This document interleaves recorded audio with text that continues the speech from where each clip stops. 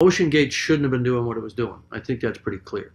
I wish I had been more vocal about that, but I think I was unaware that they weren't certified because I wasn't really studying it. I wasn't really interested. Stockton Rush asked me if I wanted to go out there and dive this season.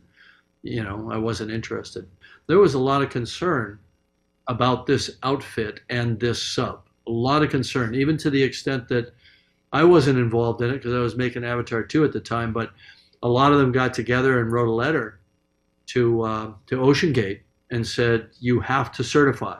You cannot take people down. It's irresponsible, and it could lead to catastrophe. Monday morning, when I first found out about the incident, got on a whole bunch of calls and emails. It's a small community. Within an hour and a half, I had the following information. They were on descent. They were at 3,500 feet. They lost comms and tracking.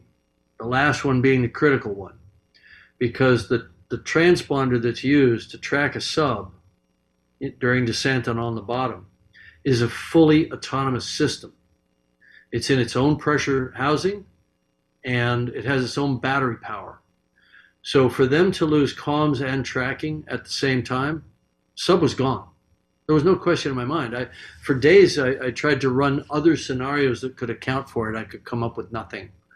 So the next thing I did was contacted a few more people and managed to track down, there are acoustic networks around. Some are research, some are intelligence. We got confirmation within an hour that there had been a loud bang at the same time that that comms were lost. A loud bang on the hydrophones, loss of transducer or transponder, loss of comms. I knew what happened. Sub imploded. I sent emails to everybody I know. I said, we've lost some friends. The sub has imploded.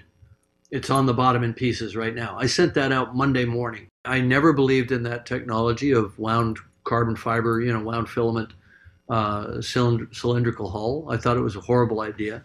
I wish I'd spoken up, but I assumed somebody was smarter than me, because I'd never experimented with that technology, but it just sounded bad on its face because we make pressure hulls out of contiguous material, steel, titanium, ceramic, acrylic. And so you can model it, you can do finite element analysis of it. And, you understand the yield properties, you understand the number of cycles that it can take. But you can't do that with a composite material because it's two dissimilar materials, sort of bonded together. And so we all knew that the danger was delamination and progressive failure over time with microscopic water ingress and fatigue, what they call cycling fatigue. And we knew that if the sub passed its pressure test, it wasn't going to fail on the first dive. It might fail on dive 7, or I don't know what they're at, but it's going to fail over time, which is insidious. You don't get that with steel or with titanium. Now there's one wreck lying next to the other wreck for the same damn reason.